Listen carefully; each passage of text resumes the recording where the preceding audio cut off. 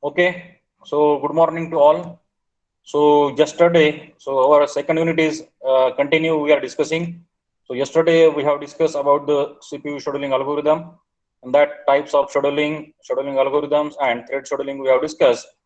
So very important algorithms we have discussed yesterday. That is nothing but the FCFS scheduling, the first come first serve, which is the simplest one, and we have seen on a numerical, that is process, four processes are there. Your burst time is there and arrival time is equal to 0. Arrival time is equal to 0. So all processes are present in the system when the system has started actually. So that's why we can calculate the waiting time when the process P1 is taken for the execution from 0 to 3. It is the execution time for the process P1. Then from 0 to 9, sorry, this 0 to 9 is the waiting time for process P2. So waiting time for P1 is 0, waiting time for P2 is 3, waiting time for P3 is 9, and waiting time for P4 is 13. As the simplest algorithm, we are finding out the average waiting time and average turnaround time, right? Now the next algorithm which we discuss is nothing but your shortest job scheduling. So here we are going to consider this column, CPU burst time. The process having the shortest burst time, that is P4, will be go first for the execution, then P1 will be go for execution, then P3, and finally the P2 will be go for the execution. But while considering this burst time, we have to also consider the arrival time. Now, why the comparison is easier in this case? Because all the processes, see carefully, all the processes are present in the system at zeroth time. This is very important. Means when I start, suppose if I draw the time axis and this is the t, for example, and this is the 0. So at zeroth time instance, I have the process P1, I have the process P2, I have the process P3 and P4. All the processes are already present in the system, right? So that's why I can make the comparison between 3, 6, 4, 2. Are you getting my point or not? Why I can make the comparison between the execution time? Because all the processes, they are present at the 0th millisecond. That's why comparison between P1, P2, P3, P4 is easier. But if suppose if the process arrive at 5 milliseconds, for example, the P5 process and P5 process are at 5 milliseconds and execution time is equal to 1. Execution time equal to 1. So this P5 process, this 1 cannot be compared with 3, 6, 4, 2. Why? Because it is not present from 0 to 5 duration. This particular process P5, it is not present in the system. So when process they actually present at 0th instant, only 4 processes are there and 5 arrived late. 5 arrived late in the system, just similar to your student. Initially, when the 30 students were there, so you cannot compare the 30 students with this 5 compare, because the portion which they studied during this 5 minutes or 5 milliseconds is more as compared to this particular student which has arrived after 5 milliseconds, right? So this we cannot consider their waiting time, and also this 1 millisecond their execution time cannot be compared with this 3642, because at 0 millisecond this process is not at all present. Remember the concept, right? So we have to compare. So if the arrival time is given, for example, then this is the different issue. But arrival time is 0 for all the process, then it is very simple. Getting my point or not? So this is the shortest job first. Already we have seen this numerical, and it gives us the optimum result. So AWT is the optimum and ATT is the optimum with the help of this HF algorithm. Then the next is nothing but the priority scheduling. We have discussed priority depending upon the. So here we are not going to focus on this column. We are not going to focus on the burst time, but rather than we are going to focus on the priority of the process. So where is the priority 1 having the highest priority? So first P2 is taken for the execution. Then P5 having the having the priority is equal to 2. Don't consider their burst time, right? So P2 is taken for the execution. P1 is then P1, then P3, and then P4 is taken for the execution. And one more important factor, that is arrival time for all the processes 0 again. So when I started this, when the operating system started this thing, all processes were present at 0th time instance. Means here I can have this thing, so that I can compare between the priority.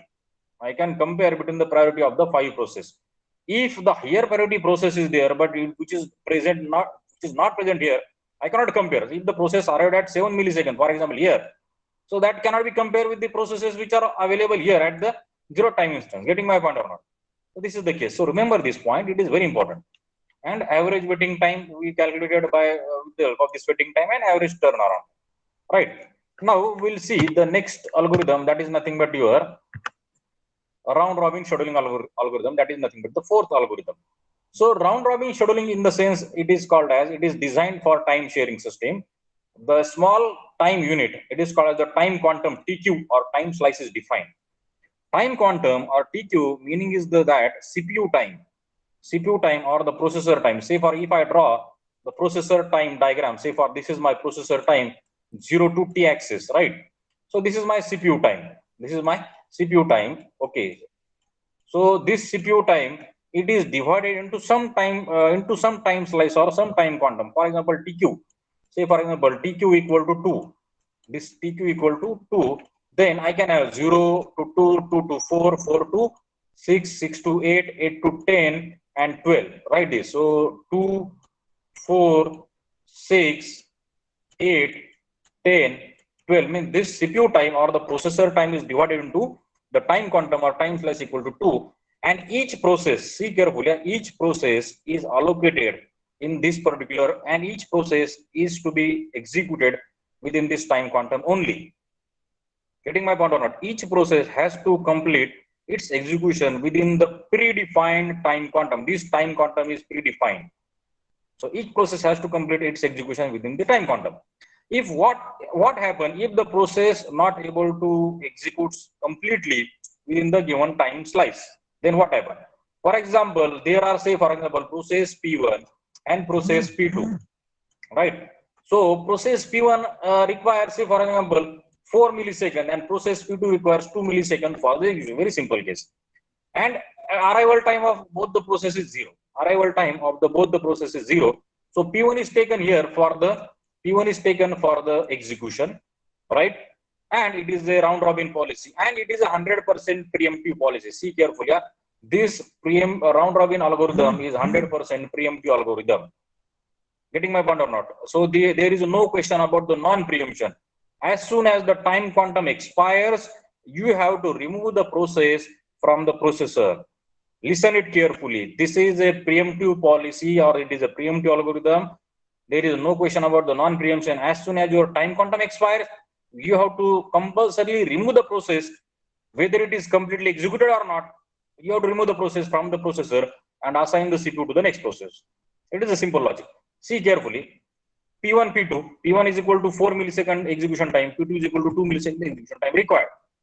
So P1 is taken for the execution, and as soon as 2 millisecond time quantum expires, as soon as the 2 millisecond expire, P2 is removed from the processor, and the next P1 is removed from the processor, and P2 is assigned for the execution. See here, P2 is here. So how many millisecond? How many millisecond of the P1 has executed? So out of 4 millisecond, out of this 4 millisecond, 2 millisecond has already executed. So still P1 remains 2 millisecond for its execution, right?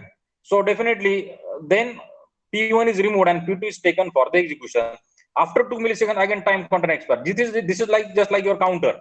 As soon as the counter expires, or as soon as it is a timer. Sorry, it is a timer. As soon as your timer expires, you have to remove the process from the system. As soon as this 4 means 2 millisecond over, and also the execution time is equal to equal to 2 for the process P2. So there is no question about the, the P2 process 100% execution. P2 process get 100% executed, but P1 is 50% executed. Initially, it has got only 2 milliseconds. Now, the next 2 milliseconds will be executed here. So P1 is again taken for the execution. Getting my point? So P1, though it requires total 4 milliseconds, but instead of 4 milliseconds, only 2 milliseconds executed, then immediately as soon as this time quantum expires, so forget about their execution time. So here we are not going to consider the execution time of the process. We are considering the time quantum in case of round robin, and it is 100% preemptive scheduling, right? To expires, remove the process, assign the next process. Now execute this particular process till the time quantum expires. Execute this particular process till the time quantum expires. And as soon as the time quantum expires at 4, remove that process and take the first process for the execute, because P1 is still pending 50%. So again, P1 executes for 2 milliseconds. So 100% execution is also possible. For example, now next consider the third process. Consider P3, and execution time is equal to 1 only. P3 process, third process, and execution time requires only 1. So all the this P1 is completed and P3 is taken for the execution. Say for simplicity, P3 is taken for the execution. But the execution time of the P3 process is how much? It is only 1 millisecond. P3 time is only 1 millisecond. So P3 requires, so it will not go to the time quantum. So before expiration of the time quantum, see, before actually the time quantum expired, the process is completely executed or process executed 100%. So from 6 to 7, so it will not require to go towards the 2 millisecond, because before expiring your time quantum, the P3 requires only 1 millisecond. So it will be removed after at 7th millisecond, and P3 will be removed. And say for example, next process P4 is there. P4 next process is taken for the execution. Getting my point or not? So if the time quantum is fixed, whether it is a 2 millisecond or a 4 millisecond or 1 millisecond, as soon as time quantum expires, or as soon as the process completely execute, that will be removed. So if process is having more execution time, then you have to switch to the next process. But if the process execution time, just like P3 process, is less than that of your time quantum, then automatically there is no need for this time quantum. Automatically the process is completed 100% execution, and the next process is taken for the execution. See, okay. So see here, the performance of round robin is totally depend upon the size of time quantum. Size of time quantum. How to decide the value of TQ? So if the time quantum value is too large, or what happens if the time quantum value is too short? So that we'll see with this example. So if the time quantum value is too large, means TQ equal to 10, for example. TQ equal to 10, then there is no question about the preemption, because this round robin policy becomes your safest policy. If the time quantum value is equal to high value, so definitely this becomes your safest policy. And if the time quantum is very less, or if the time quantum value set is very short value, then this RR approach is the processor scheduling. It unnecessarily increases the overhead on your processor. See, for example, process P1 is here, and process time, so process P1 and execution time is equal to 10. Process P1 is given and execution time is equal to 10. And say for example, time quantum initially set is equal to 12. See here, the time quantum value is equal to 12. So how much context switching is required? 0, because the time quantum is 12 and process time is equal to 10 only. So before this 12 time quantum expire, the process is successfully executed and it will be removed from the processor. So there is no question about the switching between the next process. Immediately as soon as the 10 complete, the next process is taken for the execution, right? So this is the first case. So zero context switching, there is no need of switching between the process. Again, P1 is removed and P2 is taken, and again P1 is taken for. So this is not required. That is, switching is not required, right? Next case. Say for example, again process P1, 10 milliseconds is the total execution time, and the time quantum value is equal to 6. Time quantum value is equal to 6. Then how many times the process which need to be switched, or a single process, how many times this process need to be switched? So initially it is executed up to 6 milliseconds. Then this process will be removed from the processor and the next process will be assigned. And after some time, again this P1 is taken. And how much is the remaining? This 4 milliseconds is remaining. And this 4 milliseconds will be executed for the next time. So how many context switches are required here? Only one time this context switches is required if the time quantum value is equal to 6. Right? Now, again, take the same process. The process is equal to 10 milliseconds and the time quantum value is now very less. Time quantum value is equal to 1 only. So, see here what happened. So, process requires how many milliseconds? 10 milliseconds. But your time quantum expires after 1 millisecond, right? So, 0 to 1, the process, so process is taken for the execution. It executes how long? Up to 1 millisecond. Now, as soon as the 1 millisecond, the process is removed from the processor. Now, again, it is taken at 1 millisecond. So, again, 1 millisecond it will execute and it will be removed to 2 millisecond after 2 milliseconds, and again time quantum expires. So, in this way, this is the way process need to be switched to P1 to P2, or P1 will be switched between different processes as soon as this 1 millisecond time quantum expires. So, total 9 switches are required, 9 context switches are required for the 10 millisecond job. Right? So it is given that, so that's why it is said that if the time quantum is too short, if the time quantum value is too short, then it increases the overhead on the CPU. It increases the burden on the CPU, because what happened? CPU is spending the maximum time. See carefully, the CPU processor is spending its maximum time on switching between the process rather than the execution of the process.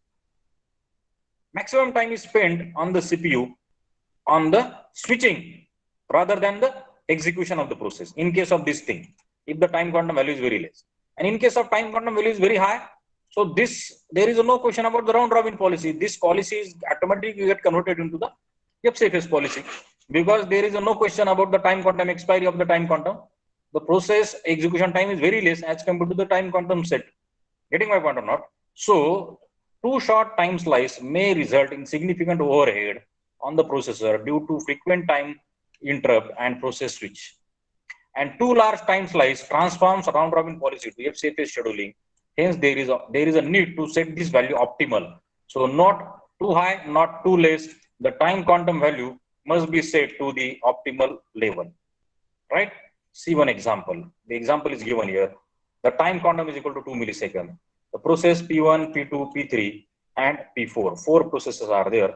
Execution time is 3, 6, 4, 2. 3, 6, and 4, 2. This is the thing. So I'll just draw here a Gantt chart for your understanding. So and arrival time is, of course, it is 0. Arrival time for all the processes 0, 0, 0. 0 means all processes are already present in the system. So here I can see that I can 0. So no doubt we are going to assign the first process P1 for the execution, and it will continue up to 2 milliseconds only. It will continue up to 2 milliseconds. So P1, how long it requires? It requires 3 milliseconds, but up to -2, still 1 millisecond is remaining to go, right? Then as soon as this time quantum expires, immediately P2 process is taken for the execution, and the time quantum expires at 4 milliseconds, right? So P2, the total execution time is equal to 6. Out of 6 milliseconds, 2 milliseconds has been executed successfully. Still 4 milliseconds are remaining for its complete execution, right? Then as soon as this 4 millisecond time quantum expires at 4 milliseconds, then immediately P3 is taken, and after 2 milliseconds, the time quantum again expires. That is called as the at 6 milliseconds. So P3, the total P3 time requirement is equal to 4. So 4 milliseconds is total required execution time, but out of this 2 milliseconds is executed. So remaining is only 2 milliseconds, right? Now P4. So as soon as here time quantum expires, the next process P4 is taken for the execution, and time quantum expires at 8 milliseconds after 2 milliseconds, and P4 is required only 2 milliseconds. So there is no question. 2 minus 2. So P4 is equal to 0, means P4 process get completely executed. So now in the system, how many processes are remaining? Only 3 processes are remaining. That is P1, and the time is 1. P2, time left is 4, and P3, time left is 2 milliseconds, right? So here after P4, again P1 is taken for the execution, and now P1 require only 1 millisecond. So there is no question about the time quantum, because the execution time is less as compared to your time quantum. So 8 to 9 means only 1 millisecond, and after as soon as 1 millisecond complete, the P1 is removed from the system, because now P1 is equal to 0 here. P1 is completely or 100% executed. No question about the P1. Now the 2 processes are there, P1 and P4, both got 100% execution completion. So only 2 processes are there, P2 and P3. So P2 is taken for the execution. Still it requires 4 milliseconds, but the time quantum expires at 2 milliseconds. So 9 plus 2 is equal to 11. So P2 minus 2, that is equal to 2 milliseconds are still pending for this P2 process. 2 milliseconds are still pending. Now P2 time quantum expire. As soon as the time quantum expire, it is compulsorily the system has to take the next process, and which is the next process P3. So P3 requires 2 milliseconds, and also time quantum expires at 2 milliseconds. That's equal to 13. So 2 minus 2 is equal to 0. So P3 is also get completely executed. So see, at 13 milliseconds, what is the status of the system? At 13 milliseconds, what exactly is the status of the system? So I can say here at 13 milliseconds, P1 has got completely executed, P2 has got completely executed, right? Sorry, P1 has got completely executed, P3 has got completely execution, and P4 is completely executed. So all 3 processes, P1, P3, and P4 are completely executed. Only process remaining is nothing but P2, and how much it requires? 2 milliseconds. So only 1 process is remaining. So at 13, P2 is taken for the execution, and at 15 means after 2 milliseconds, the time quantum expires. at 15, time quantum expires, and no doubt about the execution time, it requires only 2 milliseconds. So P2 is also completely executed. So see carefully, this is the way how we are executing the process, and I can draw the chart. I can just put it a vertical line here so that my Gantt chart is completely done. Right. So this is the way to draw the Gantt chart. Right. So this is the way. Now, okay, any doubt in this case? So P1 is taken first for the execution, then P2 is taken, then P3, time quantum expires P4, then P1, P2, P3, and P2. And this way, in the interval of 2 milliseconds or in the interval of time quantum, all the processes get successfully executed. Now, calculate the waiting times. Here, we calculate the waiting time for process P1. Now, how to calculate the waiting time for process P1? So, to calculate the waiting time of process P1, so we have to see where this particular process got completely executed. In which slot? So, process P1 is taken here at 8 milliseconds, and it has got execution completed between this slot 8 to 9. Right? Means up to 8 milliseconds. So, for example, this is the slot where P1 is waiting for its complete execution. Are you getting my point or not? When P1 process is completely executed, P1 is executed during this slot 8 to 9 duration. So I can say that from up to 8 milliseconds, P1 is in waiting state, right? But so I can say that the 8 millisecond was there, but there is one case that this millisecond P1 is with CPU. So you cannot call it as a waiting time. So this is nothing but the execution time.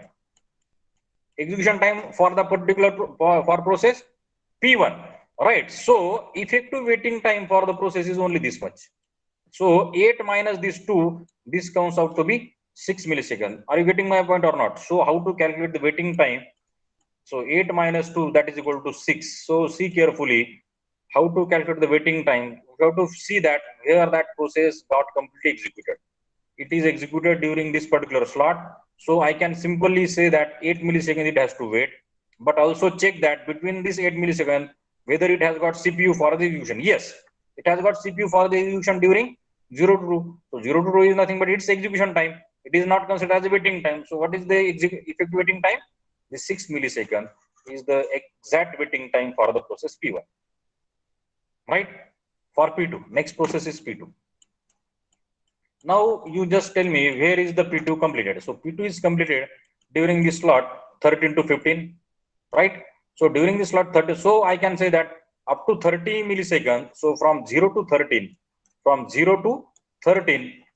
I can say that the P2 process has to wait, and from within after 13, it has got successful execution, or it has got executed successfully, right? So I can put here 13. Now I have to check whether that particular process has got CPU earlier to that 13. So yes, I can say that this 2 to 4, this is its waiting time. So I can have this 2 to 4 duration, this 2 milliseconds, that cannot be considered as a waiting time because it is execution time. The process P2, this Gantt chart means it is in CPU. This part is nothing but it is in CPU. And again, before 13, 9 to 11, that is 2 milliseconds. So this is again one part. This 2 milliseconds and this 2 milliseconds, the process is in the CPU, means process is in a execution state. So that cannot be considered as a waiting time. So waiting time is nothing but this 2 plus 2, 13 minus 2 plus 2, right? So 13 minus 2 plus 2. So that is equal to your 9 milliseconds. 9 is the waiting time for the process P2. So you can have, so this you cannot call it as a waiting time. This is nothing but the execution time. So here in Gantt chart, this P1 is in this here means P1 is a execution state. Here P2 is an execution state. Here also P2 is currently in a execution state. Are you getting this point or not? So this is the way how to calculate the waiting time of the process. We have to see whether that process has got CPU earlier, right? If it is so, we have to subtract that execution time, right? Now for process P3. Process P3 got executed during this 11 to 13 duration, and before, so I can say this 11 to 0 to 11 is the time, but before reaching to the 11, there are 2 milliseconds where the process has got CPU for the execution. So I can say that for P3, I can say that for P3, so 11 minus 2, that is equal to 9 milliseconds for this also. And for P4, so P4 is completely executed between the slot 6 to 8. So there is no earlier execution got for the P4. So that's why P4 is simply, we can have the 6 millisecond complete waiting time. Right, getting my point or not? And we can calculate. So this is the waiting time for the process P1, P2, P3, and P4. So after calculating this waiting time, we have to find out the average waiting time and the average turnaround time. After calculating all this thing, we have to calculate the average waiting time, and this process is the same. But only you have to see that how to calculate the waiting time correctly. We have to calculate waiting time correctly. Getting this point or not?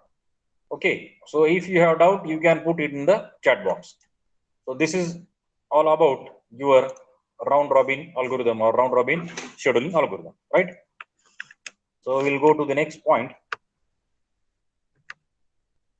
So see the differences between the four algorithm policy, advantages and the disadvantages. The first come first serve. It is the non-preemptive policy, as already we have discussed.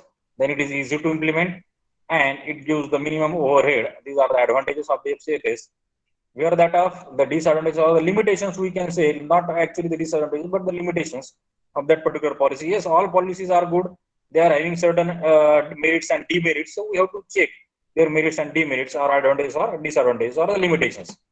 So unpredictable turnaround time and AWT is more. Already we have seen that average waiting time got by HFS is more as compared to remaining three algorithms. SJF, non-preemptive as well as the preemptive, both the policies are possible here. It gives advantages. It gives minimum average waiting time. Also, it is optimal algorithm. Disadvantage or limit. It is very difficult to know the length of the next CPU burst. Right. So we cannot predict that. Suppose one process is currently in a running state. So we cannot predict. So which process is coming next after 5 minutes and what exactly its execution time. So it is just like a looking into the future, and that is different in this case. And it is not implemented in the short-term scheduler, right? Then the priority scheduling has the non-preemptive as well as the preemptive. Both the ways are implemented in the priority scheduling. Then the fast completion of important jobs. Priority means you are giving importance to the job. So this job is important with reference to your point of view. So the important job is taken first for the execution. So the important jobs are executed fastly. The starvation problem is the limitation or the disadvantage in this case. Starvation means what? For example, we have 1, 2, 3, 4 up to 100 priority processes. So it may happen that the CPU remains busy in first 90 priority processes, and remaining 91 to 100 priority processes, they won't get the CPU for their execution at all. They won't get the CPU for their execution. That is called as the starvation. Because your higher priority processes, they are so busy, or they are one can say so large in number that the lower priority processes, they could not get the CPU for their execution. That is called as the starvation. Round robin, it is only preemptive policy. There is no question about the non-preemptive. The fair CPU allocation to all processes, because you have the time quantum, the CPU time is divided like this 2, 2, 2, 2. So fair CPU allocation between all the processes and reasonable response time to all the users. So all users get some amount of time, all processes get some amount of CPU time. And it requires selection of good time slice. So selection of good time slice means TQ. So TQ must not be too short, or TQ must not be too large, right? So that's all about the comparison between all these things. So in examination, in practical examination also, during your laboratory assignment also, we have to solve the numerical based on this 4 algorithm. And examination also, there is a question for 8 marks to find out the average waiting time and the average turnaround time for all these 4 algorithms. So here we'll see one numerical which is already solved.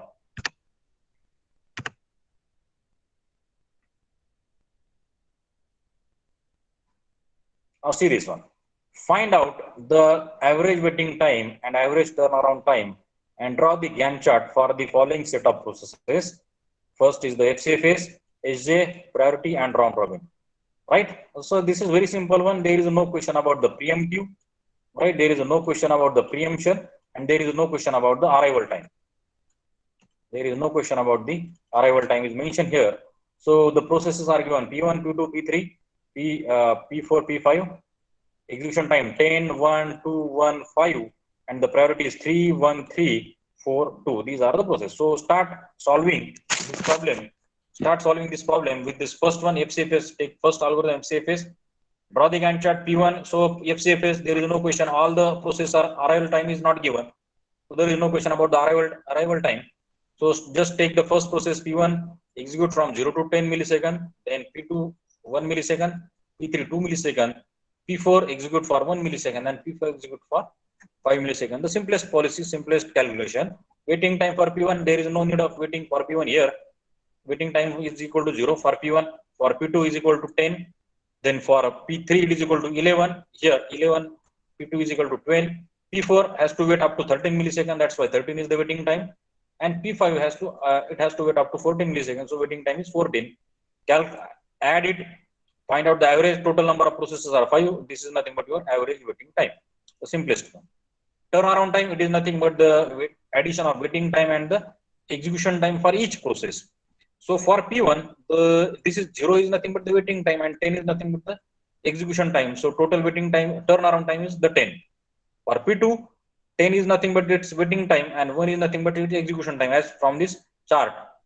Then 11 is nothing but the turnaround time. So these are nothing but the turnaround time for the individual process. These are the turnaround time for the individual process. So 67 is the total divided by 5. This we got here, average turnaround time, the simplest one. Right? Now we'll see the SJF policy. So this is all about the FCFS. So see the marking allocation or the marking scheme. If this is correct, you will get here 1 mark. If this AWT is correct, you will get here 1 mark. If this is correct, you will get here 1 mark. So 1 mark for draw the Gantt chart correctly or neatly, you will get here 1 mark.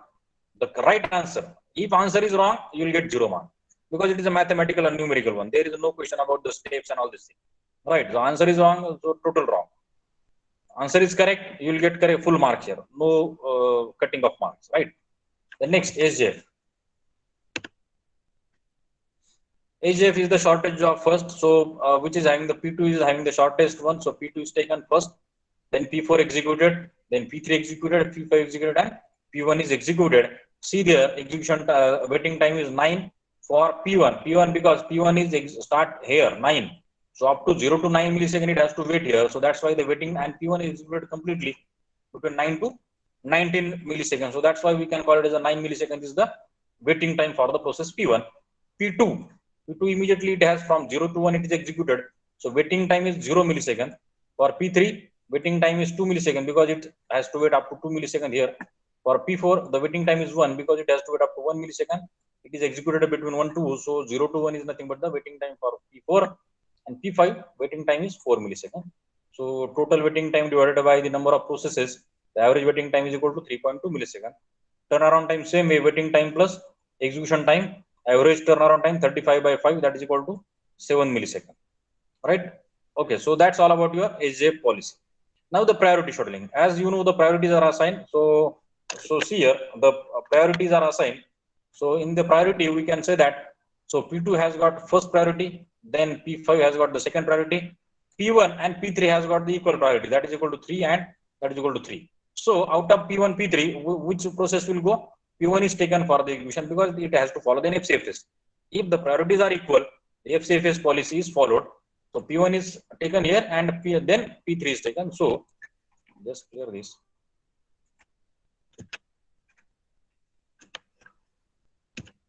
See here, P2, P5, P1 and P3 because equal priority. Here FCFS P1 and P3 and P4 they are taken. Gantt chart is drawn for priority scheduling. Then waiting time is calculated like this: 18 minus 9, that is equal to 9 milliseconds. For P1 it is nothing but 1 millisecond. For P2 6 minus 1 is equal to 5. Then it is 3 for P4, and for P5 it is 9 milliseconds. So we can have the average waiting time is equal to 5.4 milliseconds for priority for this round robin, and turnaround time is for each process is calculated with the help of waiting time plus execution time. So total turnaround time is equal to 46, right? And 46 divided by 5, that is equal to 9.2 millisecond. So this is the way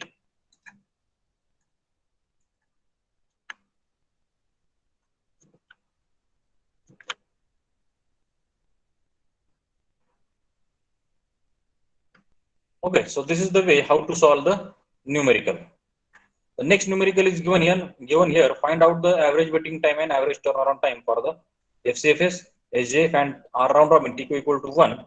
So the set of processes 0, 1, 2. Now here see here arrival time. We'll see one example on arrival time. See carefully. 0, 1, 2, 3 is the arrival time given for the processes, and the execution time is 8, 4, 9, 5. For process P1, error at 0 means when I start, see carefully, when I started the system at 0th millisecond, only one process is present, and that is called as the P1 process. Only one process is present in the system. Then P2 process is arrived at the 1 millisecond. So after at 1 millisecond, P2 arrives. At 2 millisecond, P3 arrives, and at 3 millisecond, P4 process arrived in the system. So this is the way the processes are arrived, having the different arrival time, right? And burst time is given 8, 4, 9, 5. So as FCFS is there is a no question about the burst time. Only we have to see the arrival time of the process because FCFS policy. So 0 start, because at 0th instant only one process is there. So you can directly start P1. You can directly take P1 for the execution, and it execute up to 8 milliseconds. But during this 8 millisecond, what will happen? So at 1 millisecond, the P2 arrived in the system. At 2nd millisecond here, the P3 arrived, and at 3rd millisecond, the P4 arrived. So up to 8 millisecond, I can say that yes, P2, P3, P4 are now present in the system. Then P2 is taken for the execution. Then P3 is taken, and P4 is taken for the execution. Now waiting time calculation. See here, waiting. We have to subtract the arrival time of the process. See carefully, when arrival time is given, and if we want to find out the waiting time for the process, we have to subtract this arrival time, right? So P1, so started execution at 0, arrival time is 0, 0 minus 0, that is equal to 0 is the waiting time for the process P1. P2, now P2 actually executed, start execution at 8 millisecond and completely executed between the slot, right? So up to 8 millisecond it has to wait, but theoretically, but logically it is correct that it has arrived at 1 millisecond. So 8 minus 1, that is equal to 7 millisecond. So waiting, because 0 to 1, that process, P2 process was not available. It was available at 1 millisecond. So you cannot calculate 0 to 1 as a waiting time. So you have to calculate the waiting time from when the process arrived in the system, right? So from 1 to 8, meaning is that only 7 millisecond the process P2 has to wait. Same for P3. P3 is start executing from 13 to 21 duration. So we can say that 0 to 12 is the time, but 0 to 12, but when the process P2 arrived at 2 milliseconds, P3 arrived at 2 milliseconds. So 2 to 12 is the effective waiting time for the process. 12 minus 2, that is equal to effective waiting time for the process P3. And the same for P4.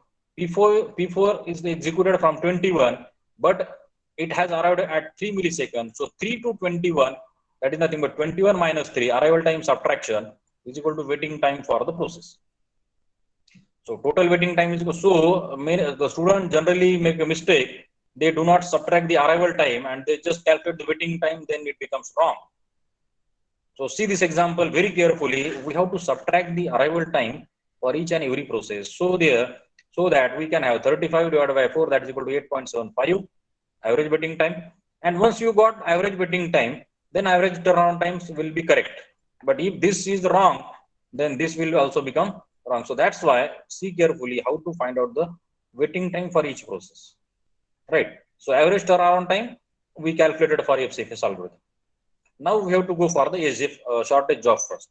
Now in case of shortage job first, what we have to discuss, what we have to decide, we have to see the burst time is one parameter, and also we have to see the arrival time. Two conditions we have to apply here in case of SJF. So two conditions are, so when I started my system, when the system is started at 0th millisecond, right? At 0th millisecond, But here only one process is available, and that is nothing but P1. So you cannot compare the execution time. P1 is equal to 8 milliseconds, right? P1 is given as equal to 8 milliseconds, but P1, there is no other process for the comparison. So immediately P1 is taken for the execution, and it will continue up to, for example, 1 millisecond, right? So it will continue up to here 1 millisecond, right? And next process arrived, that is equal to P2, and the next process arrived, and P2 execution time is equal to, for example, 4 millisecond. Now you can compare 4 and how much 7, because P2 is equal to 4 and P1 equal to 7. So you can compare at 1 millisecond. At 1 millisecond, you can compare between the 4 and 7. So definitely P2 is again shortest one. Then P2 is taken for the execution here, and it will continue up to how long? It will continue up to 2 milliseconds, and at 2 milliseconds, the next process arrived in the system, that is nothing but P3, and P3 is equal to 9 milliseconds. So comparison, P3 is equal to 9, P2 equal to now 3, because 1 is already completed, and P1 equal to 7. So comparison, P2 continue up to, because P2 is the shortest one, P2 continue up to 3 milliseconds. Next millisecond, for example, 3. Right. So at 3 milliseconds, your next process arrived. Your next process arrived in the system, right? And that is called as the P4. P4 process that has got 5 milliseconds for execution. P4 has got 5 milliseconds for its execution. So 5 is again less as compared to your P2. So P2 executes completely. So total execution time is equal to 4. So 1 to 5, up to 5 milliseconds, the P2 process executes. Getting my point or not? We have to compare at a different arrival. We have to compare at different arrival time. Arrival time is 0, no process for the comparison. Arrival time 1, yes, there are two processes, P2 currently running process, and P1 is currently running, and that has equal to 7, and P2 P4, the new arrived process, that is equal to 4. And as the newly arrived process P2 having the shortest time, immediately the P1 is removed and P2 is assigned in the CPU for the execution at 1 millisecond. This is the scenario at 1 millisecond. Now at second millisecond, next arrival time is the second. Now what is the scenario at second millisecond? The P3 comes having time equal to 9. P2 is equal to 3 because 1 is minus, because 1 is already done here, and P1 is equal to 7. Again compare between 3, 9, 7. P2 has got 3 milliseconds. That's why P2 continuing execution. P2 continuing execution, because SJF says that the shortage job will go. So P2 execute up to, for example, 3 milliseconds. At 3 milliseconds also, what is happening? The next process P4 come, and P4 has got 5 milliseconds. So again, the P2 is the shortest one among the 4 processes. At third millisecond, you have the 4 processes available: P1, P2, P3. And among these 4 processes, P2 has got the shortest one. Hence, the P2 completely execute up to this 5 milliseconds. Getting my point or not? Then, so here at 5 millisecond, the status, so I can mark the status at 5 millisecond. P1 is equal to how many milliseconds remaining? P1 has got 7. Then P2 has got how much millisecond is remaining? P2 is equal to 0 because completely executed.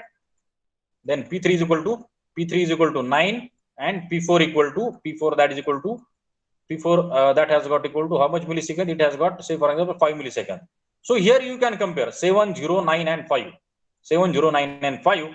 So directly, so 0, no question about 0. So 7, 9, 5. So P4 is executed up to, because no new process is now arriving in the system. There is no question about the, again, comparison. Already comparison has done between 7, 9 and 5. So P4 is taken. Then P1 is completely executed, and then P3 is executed. So see carefully this Gantt chart, how to draw the Gantt chart by considering the arrival time. So that's why I'm from starting I'm saying that what is the role of arrival time. So arrival time role is very important, because we have to compare the processes at different arrival time. Getting this point? So waiting time. Now calculation of the waiting time. Again, arrival time is going to make the difference here. So P1. So when P1 is completely executed between the slot 10 to 17. So I can say that up to 10 is the time when the process P1 enters into the system. But arrival time for the process is 0. And before going to 10, 1 millisecond it has got here CPU. For P1 process, it has got 1 millisecond CPU execution time. So you have to remove 10 minus 1 minus 0, that is equal to 9 milliseconds.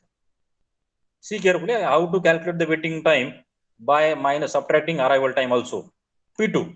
So P2 has arrived at 1 millisecond and it is completed between this duration. So 1 minus 1, that is equal to 0 millisecond, because P2 did not have to wait here. Immediately it has got executed. P3 executed at 17 to 16 26 duration. So up to 17 it has to wait, but we cannot say it has to wait total 17 because it arrived at 2 milliseconds. So 17 minus 2, that is equal to 15 milliseconds. And P4, 5 minus 3, that is equal to 2 milliseconds. So total comes out to be 26 divided by 4 process, that is equal to 6.5 millisecond is nothing but the average waiting time for the process is a policy. Then you can find out the turnaround time for each process by adding waiting time and the execution time. The total turnaround time comes out with 52 and average turnaround time is nothing but the 30. Right? Clear this point? So slightly you have to apply your mind, slightly you have to apply the logic. You have to apply the logic and then you have to go proceed further in calculation.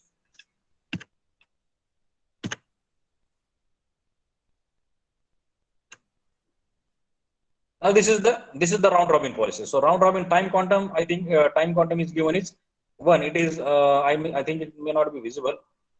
So 1 is the time quantum. So 1, then 2, 3, 4, 5, 6, 7, 8, 9, 10, 11, 12. So CPU has been divided into this thing 0, then 1, this 2, then 3, then 4, and you have to take the process depending upon the arrival time of that particular process. So first P1 is present, so immediately P1 is taken for the execution, and time quantum expires at 1 millisecond. As soon as the time quantum expires, the P1 is removed from the system because and 7 milliseconds are still remaining for the P1 process, and P2 is taken for the execution. But yes, if the P2 process arrived in the system, yes, P2 has arrived in the system, and P2 requires for total time is equal to, for example, 4 milliseconds. So 1 millisecond is executed, so still 3 milliseconds are remaining here. Right? Then P3 is arrived. So here at again second millisecond, P3 is arrived and it is taken for the execution. Right? And then P3 executed for 1 millisecond and it is removed, and P4 is taken for the execution. Right? Then again P1 is taken for the execution. Then say for example here P2 is taken, P3 is taken, P4 is taken. Again P1, P2, P3, P4, P1, P2, P3, P4, and P1, P3. P2 is completely executed. 4 milliseconds it requires. So here only P1, P3, P4, P1, P3, P4, then P3, P1, P3, P3. Because P3 has got the highest execution time. So that's why P3 remains here in the system. So you have to switch between the process as soon as the time quantum expires, right? So what is the answer? So this is the way. P1, 23. P1 is completely executed, say for example 23. So 23 minus how many times the P1 got CPU? It has got CPU for 7 times. Here P1, 1. This is the P1. Then P1, P1, P1, P1,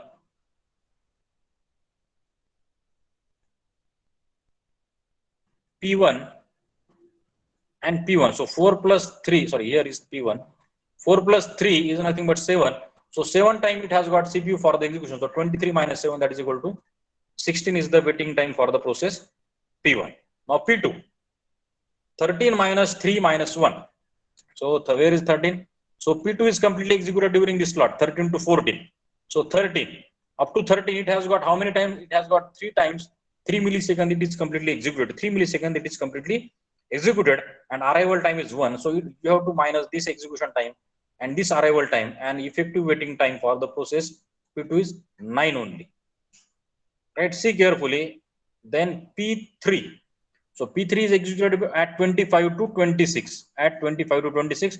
But before reaching to 25, it has got 8 times CPU. 1 millisecond means 8 times. P3, P3, P3, P3 is here. Then P3 is here. So in this way, P3. So here is one P3. So like this way, it has got 8 times CPU for the execution. So that execution time you have to subtract here. So and you have to also minus the arrival time 2. So 6 minus 25 minus 6, that is equal to 20, 15. The same for P4, 18 minus 4 minus 3. 3 is the arrival time and 4 is the execution time. So effective waiting time is 11 for the process P4. And this is the total waiting time and the and the total average waiting time is this. And once the average waiting time and the waiting time you are calculating, then it is easier to find out the turnaround time for the process. Then it is very easy to find out the turnaround time for the process, right? So these two examples we have seen here. Now just try these examples by your own.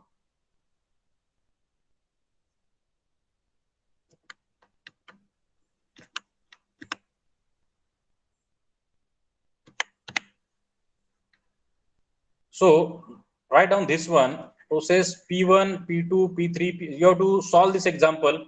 Just try to solve example. Write down it in your notebook. Yesterday I also told you that because this is the numerical one, you have to have the pen and notebook with you. So process 5 processes P1, P2, P3, P4, P5. Arrival time is 0, 1, 2, 3, 4, and burst time is execution time is 91716. So first calculate for FCFS, then calculate it for SJF. So we will, you have to give me the answer in the next lecture. You treat it as one homework, just solve it carefully, and we will check in the next lecture, right? So just write down all this thing, P1, P2, P3, P4. Just 1 minute, I will just check the algorithms. SJF is given, and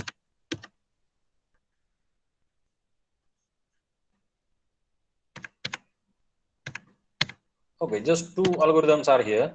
So only FCFS, find out using FCFS and find out using SGF, simple case. And it is a no question about the arrival time is given and burst time is given, right? Just solve it and just give me the answer in the next lecture. So this is the example we will see, right? You have to find out the waiting time, average waiting time and average turnaround time for both the algorithm. Getting this point? So this is the one numerical, and also write the next one.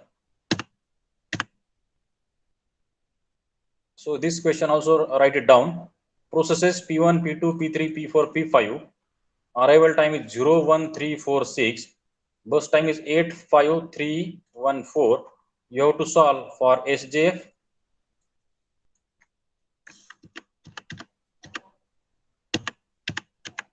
Round robin. SJF and round robin with TQ equal to 2. Just take these two numericals as a homework, solve it in your notebook, and give me answer. Each student has to give answer in the chat box separately during the next lecture, or we will unmute the audio and you can tell me the answer. We will check, cross check it. So write down this. Is it okay? This example 01346 or 85314 is the burst time, right?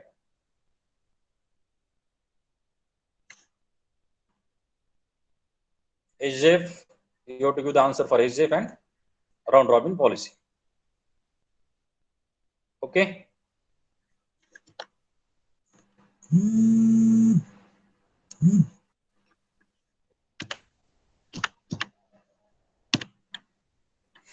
So the course outcome for this lecture or for this session is the types of scheduling algorithms. We have seen the different scheduling algorithms, CPU scheduling algorithms, and the course attainment to understand the concept of process and the thread management.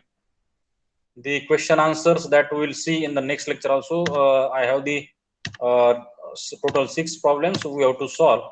We'll solve this in the next lecture. First, you solve the assignments which has given to you today. 2 questions are given to you. Just solve it. We'll see in the next lecture, right? So thank you for the today's session.